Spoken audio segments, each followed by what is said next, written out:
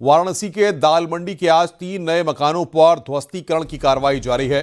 नगर निगम ने 3 मकानों को चिन्हित करके ध्वस्तीकरण की कार्रवाई शुरू की है। अब तक 22 मकानों को पूरी तरह से ध्वस्त कर दिया गया है और 13 मकानों पर ध्वस्तीकरण की कार्रवाई चल रही है। वहीं 40 से अधिक मकानों की रजिस्ट्री हो चुकी है।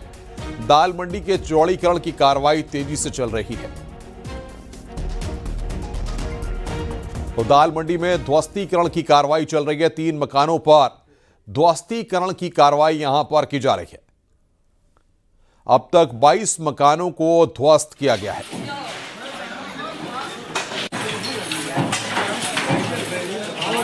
अभी तक टोटल 40 मकानों की रजिस्ट्रियां हो चुकी हैं और लगभग 41 मकानों के पेपर्स आए हुए हैं और उसमें से भी सत्यापन हो रहा है। जैसे आज उन 41 में से 5-6 रजिस्ट्रियां आज भी होंगी, तो रजिस्ट्री की कार्रवाई भी तेज चल रही है इस समय।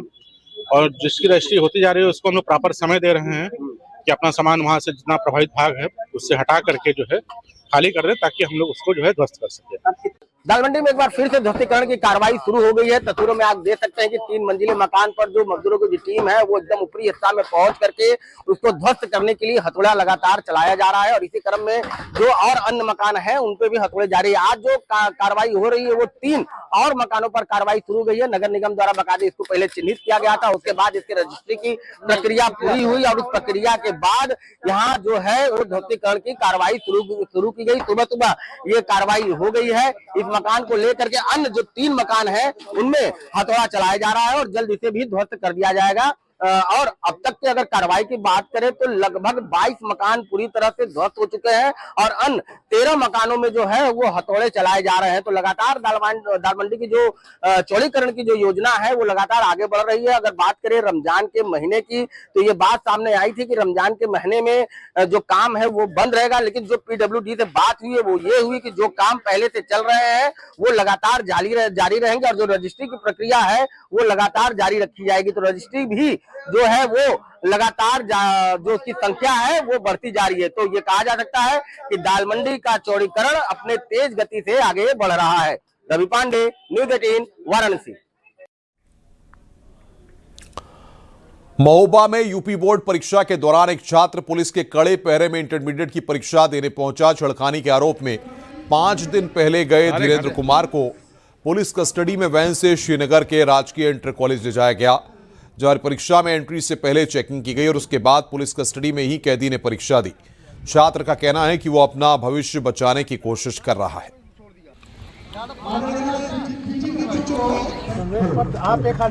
छेड़खानी लगवा दी सर। रास्ते में जा रहा था मैं तो एक लड़की मुझे गाली बकने लगी जाती सूचक डुमार बस और ये मैं गया तो मैं होगा सर उसके प्रवेश लेने गया था मैं बस। तो मैं अपने घर सर ने कहा 3 दिन में आना, प्रवेश पत्र ले जाना। तो मैंने कहा ठीक है सर। तो मैं उतरा गाड़ी से सर, तो लड़की मिल गई रास्ते में, कहने लगी ये डुमार गया था, डुमार जाती सूचक मुझे गाली देने लगी, डुमार बस और कहने लगी। तो मैंने एक थप्पड़ मार दिया सर।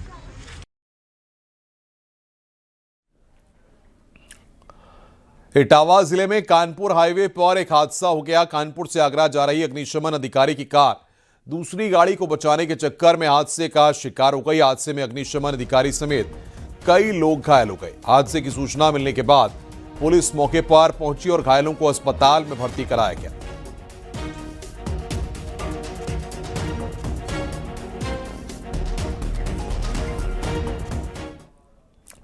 बिजनौर में तेज रफ्तार बस ने 2 बाइक सवारों को जोरदार टक्कर मार दी। हादसे में बाइक सवार दंपति की मौत हो गई और दूसरा युवक घायल हो गया, जिसका इलाज चल रहा है। पुलिस ने शव को पोस्टमार्टम के लिए भेज दिया है। पूरी घटना बिजनौर थाना के बढ़ापुर के नगीना मार्ग की है।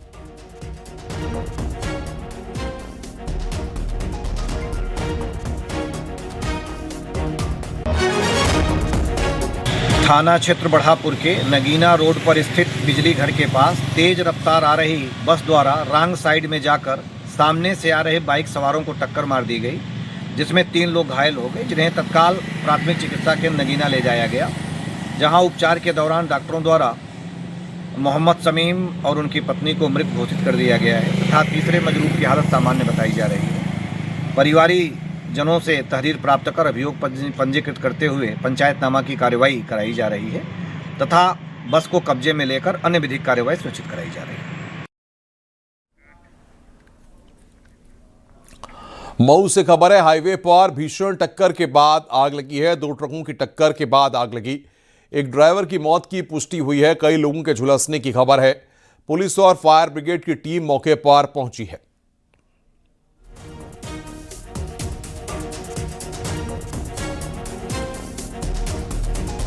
तो ये तस्वीर इस वक्त आपको दिखा रहे हैं। कुछ लोगों के झुलसने की खबर है। मौके पर पुलिस और दमकल विभाग की टीम पहुंची हुई है। हाईवे पर भीषण टक्कर के बाद आग लगी है।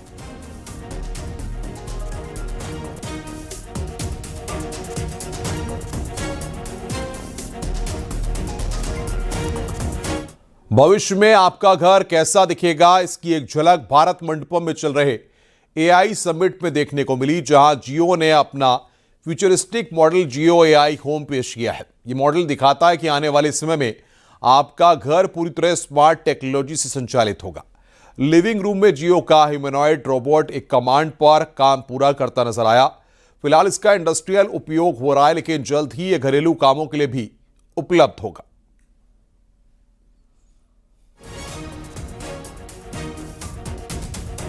फ्यूचर में आपका घर कैसा होगा, हम आपको बताएंगे कि आज जियो एआई होम कैसे ऑपरेट करता है। आप मेरे पीछे देख रहे हैं, ये एक ह्यूमनॉइड है जो आपके लिविंग रूम में जो भी आपका काम होगा उस ह्यूमनॉइड को कमांड्स के ज़रिए बताया जा सकता है और वो आपके बिना किसी हरकत के ये सारा आपका काम कर देगा।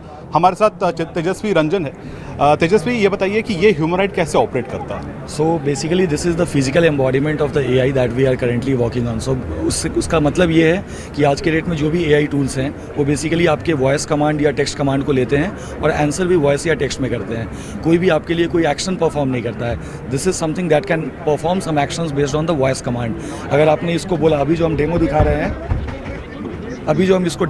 उसमें ये है कि अगर पेशेंट ने इसे बोला कि जाके मेडिसिन लेके आओ, it can go there, grab the medicine and put it on the table. तो ये सारी चीज़ें वो वॉइस कमांड पे कर सकता है। इसके पीछे सारी इंटेलिजेंस हमारी है, अपनी है, और हम लोगों ने इसको इस तरह ट्रेन किया है कि ये अभी तो ये डेमो पर्पज सिर्फ मेडिसिन का है, बट ये कोई भी काम कर सकता है। मुरादाबाद में एक मुस्लिम जूस सेंटर को बंद कराने की साजिश का पर्दाफाश हुआ है। कुछ लोगों ने एक सफाई कर्मी से जूस सेंटर के सामने कूड़ा फैलवाया और मुस्लिम जूस सेंटर के मालिक पर गंदगी करने का आरोप लगा। पुलिस ने मामले की जांच के बाद पूरे मामले का खुलासा किया।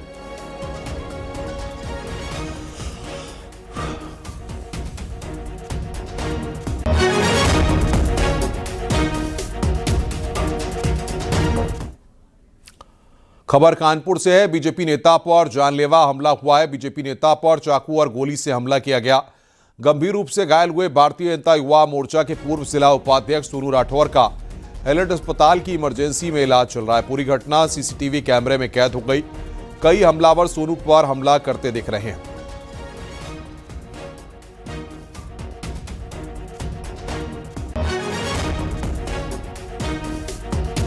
और इसमें जिसने हमला किया उसका नाम अभिषेक विश्वकर्मा है। इसमें मजरूब को तत्काल हैलेट हॉस्पिटल रेफर किया जाता है और इसमें जो अभियुक्त था, जो मुख्य अभियुक्त था अभिषेक विश्वकर्मा, इसको पुलिस इसके गर्दबिश देती है और इनको गिरफ्तार किया जाता है। इसमें अभी जो प्राथमिक उपचार चल रहा है, जो डॉक्टर से अभी बातचीत हुई है, उसमें बताया गया है कि ये अभी खतरे से बाहर है। प्राइमरी जो अभी छानबीन हुई है उससे ये पता चला है कि इन लोगों में आपस में पुरानी रंजिश रही है और जिसके तहत आज जिसके चलते हुए आज ये घटना घटित हुई है। वादी पक्ष की तरफ से तहरीर प्राप्त करके सुसंगत धाराओं में अभियोग पंजीकृत कराया जा रहा है और सीसीटीवी फुटेजेस के आधार पर जो भी व्यक्ति इसमें शामिल है उसके विरुद्ध कार्रवाई की जाएगी। अभी फिलहाल शांति व्यवस्था बनी हुई है। देवरिया में चलती ट्रेन में एनसीसी की छात्रा से रेप की कोशिश का आरोप लगा है। टीटी के खिलाफ पीड़िता ने गोरखपुर जीआरपी थाने में मुकदमा दर्ज कराया है। घटना के बाद आरोपी टीटी देवरिया रेलवे स्टेशन से फरार हो गया। फिलहाल गोरखपुर जीआरपी ने देवरिया जीआरपी के केस ट्रांसफर कर दिया है। आरोपी टीटी को पकड़ने के लिए जीआरपी की कई टीमों का गठन किया गया है। पीड़ित लड़की मऊ से गोरखपुर जा रही थी। अहमदाबाद गोरखपुर एक्सप्रेस में छात्रा से टीटी ने रेप की कोशिश की। बीते 15 फरवरी की पूरी घटना बताई जा रही है। सलेमपुर देवरिया रेलवे स्टेशन के बीच में ये वारदात हुई है।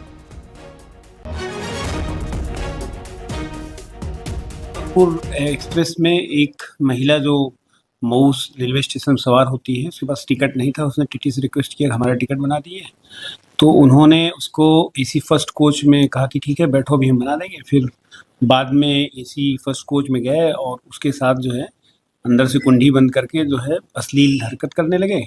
इस संबंध में जो है उसके द्वारा विरोध किया गया, तो महिला द्वारा एक तहरीर दी गई। इस संबंध में अभियोग पंजीकृत किया गया है। सारी विधि कार्रवाई की जा रही है। खबर नोएडा से है। सेक्टर 63 में एक मकान में आग लग गई। सिलेंडर फटने से एक कमरे में लगी थी आग। लोग सीढ़ियां लगाकर घरों से बाहर निकलते दिख रहे हैं। सभी लोग सुरक्षित बाहर निकले हैं। आग पर काबू पा लिया गया है। ये तस्वीरें इस वक्त हम आपको दिखा रहे हैं। सिलेंडर फटने से वहां पर आग लगी थी। और बातचीत करने के लिए हिमांशु शुक्ला हमारे संवाददाता हमारे साथ फोन लाइन पर जुड़ रहे हैं। हिमांशु, कब की घटना और क्या निकलकर अब तक सामने आया है? बिल्कुल अनुपम, देखिए आपको बता दें ये पूरी घटना नोएडा के सेक्टर 63 छिजारसी गांव के पास की है। और यहाँ पर एक बंद मकान में सिलेंडर बताया जा रहा फटा है, जिससे ये आग लगी थी। और फिलहाल यहाँ पर जो लोग थे, आसपास के लोग थे, उन्होंने मदद की और रेस्क्यू सीढ़ी लगाकर सभी लोगों को रेस्क्यू कर लिया गया। सभी लोग सुरक्षित हैं। इस दौरान मौके पर फायर विभाग की टीम भी सूचना पर पहुंची थी। आग पर पूरी तरीके से काबू पा लिया गया है। और बताया जा रहा है कि आग जिस तरीके से सिलेंडर फटने से लगी है, लिहाजा अभी प्रथम दृष्टया यही माना जा रहा है कि सिलेंडर चूल्हा छूट गया होगा या गैस ऑन रह गई होगी। फिलहाल इस पूरे प्रकरण में फायर विभाग भी अपने स्तर से जांच कर रहा है, लेकिन सभी लोग सुरक्षित है, कोई जनहानि नहीं है और आग को पूर्ण रूप से बुझा लिया गया है। जी, बहुत बहुत शुक्रिया आपका हमारे साथ जुड़ने के लिए और बातचीत करने के लिए। मत्स्य विभाग में भ्रष्टाचार पर प्रदेश के कैबिनेट मंत्री संजय निषाद ने बड़ा एक्शन लिया है। मछुआ समाज से जुड़ी कल्याणकारी योजनाओं में लापरवाही के आरोपों को लेकर कार्रवाई की गई है। कानपुर के मंडलीय मत्स्य अधिकारी और सहायक निदेशक मत्स्य अधिकारी कार्यालय के सभी कर्मचारी अधिकारी हटाए गए। कानपुर मंडल की उपनिदेशक सुनीता वर्मा समेत मंडलीय कार्यालय के श्रेणी 1 से 4 तक के सभी कर्मचारियों को मुख्यालय से अटैच कर दिया गया है। सहायक निदेशक मत्स्य कानपुर कार्यालय के कर्मचारियों को भी मुख्यालय से अटैच किया गया है। सहायक निदेशक कार्यालय में तैनात एसएफआई सुनील कुमार को निलंबित कर दिया गया है। शासन ने लखनऊ मंडल की उपनिदेशक सृष्टि यादव को कानपुर मंडल का अतिरिक्त प्रभार सौंपा है। साथ ही बुलंदशहर में तैनात सहायक निदेशक जितेंद्र कुमार को कानपुर मंडल के आहरण वितरण का अतिरिक्त प्रभार दिया गया है।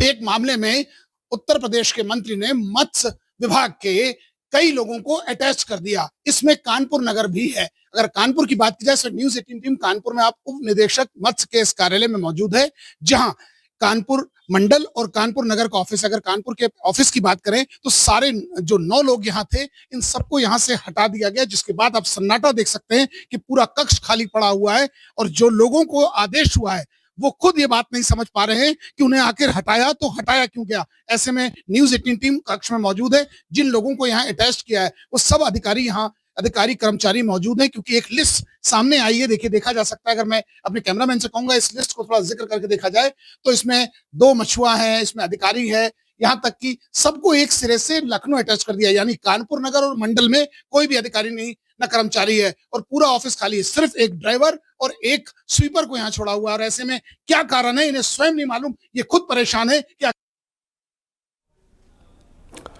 लखनऊ से खबर है। बैंक मैनेजर की पत्नी से चेन स्नैचिंग हुई है। घर के बाहर बैठी महिला से लूटी गई है सोने की चेन। किराए के मकान में बारे में पहले पूछताछ की गई। पूछताछ के बाद बदमाश चेन लेकर भागा। वृंदावन सेक्टर 11 की घटना बताई जा रही है। चेन लुटेरे की तलाश में जुटी है थाना पीजीआई पुलिस।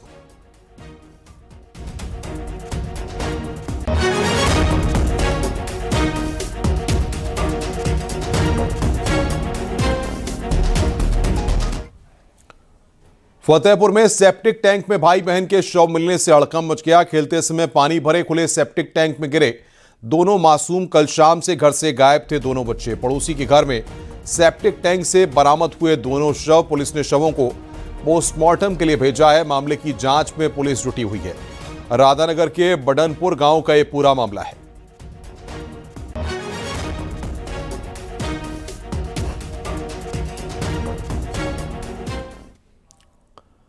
इटावा में वैलेंटाइन डे पर प्रेमिका से मिलने की जिद में प्यार की मुलाकात खून में बदल गई। प्रेमिका से मिलने पहुंचे थल सेना के जवान ने उसके भाई की हत्या कर दी। युवती का भाई उसे मिलने नहीं देना चाहता था।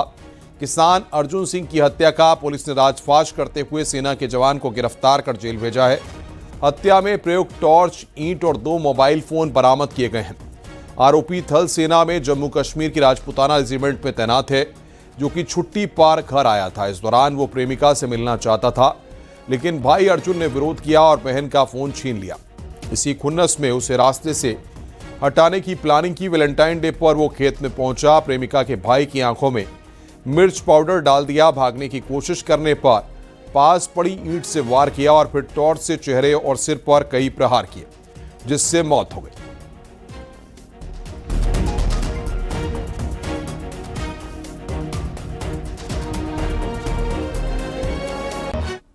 अभियुक्त द्वारा बताया गया कि मृतक अर्जुन की बहन से अभियुक्त की मित्रता थी और दोनों में आपस में बातचीत होती थी, जिसकी जानकारी अभियुक्त के विषय में मृतक अर्जुन को हो गई, जिससे अर्जुन ने अपनी बहन को इस बात को लेकर समझाया, डांटा और उसका मोबाइल भी रख लिया।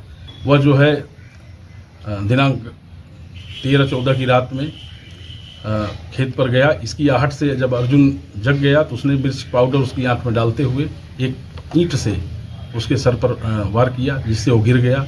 उसके बाद उसको दबोचकर टार्च से उसके सिर और चेहरे पर कई वार किए, जिससे उसकी मृत्यु हो गई।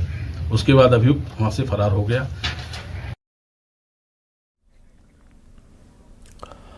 अमेठी में बाइक सवार 3 युवकों ने असलाह दिखाकर बैंक प्रतिनिधि से 90,000 रुपए से भरा बैग और मोबाइल छीन लिया। शख्स के विरोध करने पर उसके साथ मारपीट की गई।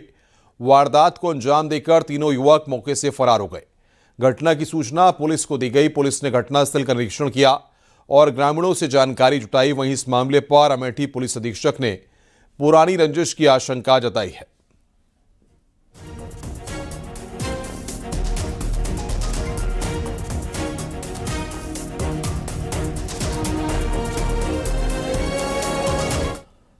सुल्तानपुर में लखनऊ वाराणसी रेल ट्रैक पर एक बड़ा हादसा टल गया। यहां ईंट से लदा एक ट्रैक्टर मालगाड़ी के इंजन से टकरा गया, जिससे ट्रैक्टर के परखच्चे उड़ गए और मालगाड़ी का इंजन क्षतिग्रस्त हो गया। बड़ा हादसा टल गया।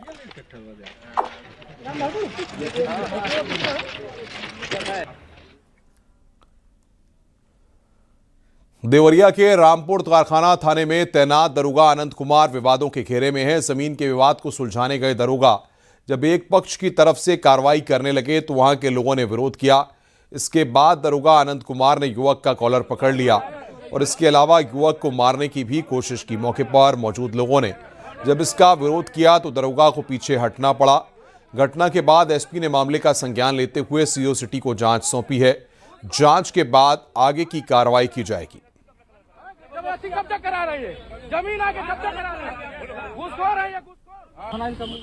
जनपद देवरिया के थाना रामपुर कारखाना पर नियुक्त उप निरीक्षक आनंद कुमार एक जमीन से संबंधित आईजीआरएस पर प्राप्त प्रार्थना पत्र की जांच के क्रम में ग्राम डिघवा पोटवा गए हुए थे, जहां पर विपक्षी गण द्वारा उक्त उप निरीक्षक के साथ अपशब्दों का प्रयोग तथा होटिंग किया जाने लगा, जिस पर उत्तेजना में उप निरीक्षक द्वारा एक व्यक्ति को धक्का आदि देने का वीडियो सोशल मीडिया के माध्यम से संज्ञान में आया है, जिसकी जांच मुख्य क्षेत्राधिकारी द्वारा की जा रही है।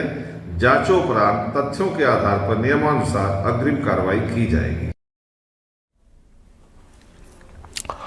आगरा में पुलिस ने फर्जी तरीके से लोन लेने वाले गिरोह का खुलासा किया है। पुलिस ने फर्जीवाड़े में एक आरोपी को गिरफ्तार किया। यह गिरोह दूसरे लोगों के नाम पर करोड़ों का लोन ले चुके थे। पुलिस पूछताछ में गिरफ्तार आरोपी ने बताया कि इनका गिरोह लोगों के आधार कार्ड और पैन कार्ड के जरिए बैंकों से लोन लेते थे। महीने में 2 से 3 लोगों को निशाना बनाते थे। अभी तक लगभग 200 लोगों के साथ धोखाधड़ी करते हुए उनके नाम पर लगभग 2 से 2.5 करोड़ रुपए तक का लोन ले चुके हैं। अब इस मामले में आरोपी के खिलाफ पुलिस ने कानूनी कार्रवाई करते हुए जेल भेज दिया है और इन गिरोह के अन्य लोगों की गिरफ्तारी की कोशिश में पुलिस की टीम जुटी हुई है।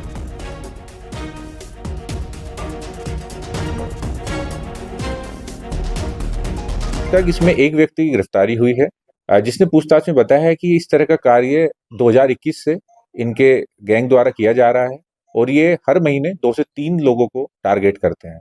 इसमें अन्य जानकारी भी बैंक से, अन्य संस्थाओं से एकत्रित की जा रही है कि अब तक कितने लोगों के साथ कितने अमाउंट को ये कर चुके हैं। अभी तक जो एक संख्या आई है वो लगभग 200 से अधिक लोगों के साथ में इस तरीके से धोखाधड़ी कर ये लोग फर्जी तरीके से कूटरचित दस्तावेज तैयार कर लोन ले चुके हैं। कितने की धोखाधड़ी लगभग कर चुके हैं? बुलंदशहर में थाना पहासू क्षेत्र में मामूली कहासुनी में हिंसक झड़प हो गई। कस्बा पहासू के मठ मंदिर इलाके में दो पक्षों के बीच जमकर मारपीट और पथराव हुआ। दोनों पक्ष में सड़क पर ही लाठी डंडे और पत्थर चलने लगे। करीब 30 मिनट तक सड़क पर हंगामा चलता रहा, जिससे आवागमन पूरी तरह बाधित हो गया। राहगीरों और वाहन चालकों को भारी परेशानी का सामना करना पड़ा। स्थिति इतनी बिगड़ गई कि सड़क पर जाम जैसे हालात बन गए हैं। घटना का वीडियो सामने आने के बाद पुलिस महकमे में हड़कंप मच गया है। पहासू थाना पुलिस वायरल वीडियो के आधार पर मारपीट करने वालों की पहचान करने में जुटी है।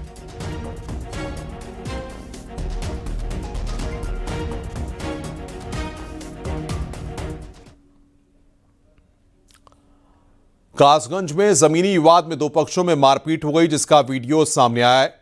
पुलिस ने दोनों पक्षों का बीच बचाव किया तो पुलिस के साथ भी हाथापाई की गई। फिलहाल पुलिस ने दोनों पक्षों के खिलाफ कार्रवाई करते हुए जांच पड़ताल शुरू कर दी है।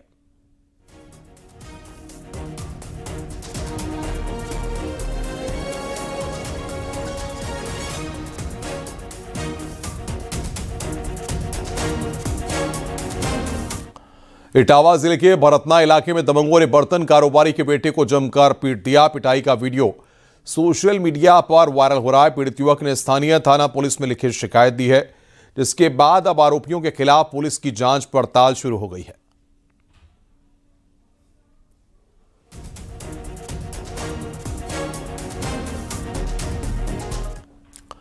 महाराजगंज जेल में बंद भूमाफिया गजेंद्र सिंह नेगी की परेशानियां बढ़ गई हैं, जिसमें कानपुर नगर निगम ने कार्रवाई करते हुए होटल नेगी ग्रैंड को सील कर दिया है। होटल पर करीब 18 लाख रुपए से ज्यादा का हाउस टैक्स बकाया था, जिसके कारण नगर निगम की टीम ने होटल पर नोटिस चस्पा कर दिया है। बीते दिनों ऑपरेशन महाकाल के चलते गजेंद्र नेगी पर अब तक कई मुकदमे दर्ज हैं।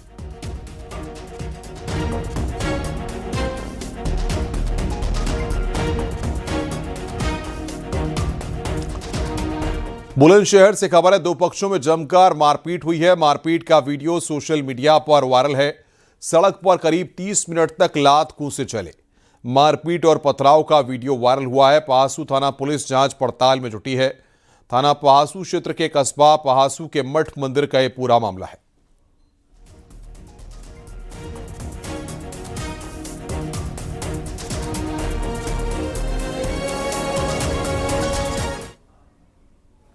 नोएडा के जेवर में सर्वे लेखपाल का रिश्वत लेते वीडियो वायरल हो रहा है। जमीन का दाखिल खारिज और हाईवे पर जमीन देने वाले को मुआवजा दिलाने के नाम पर रिश्वत की डिमांड की गई, जिसके बाद डीएम ने वायरल वीडियो का संज्ञान लिया। लेखपाल पर सख्त कार्रवाई की बात कही गई है। जेवर के झुप्पा गांव से जुड़ा मामला बताया जा रहा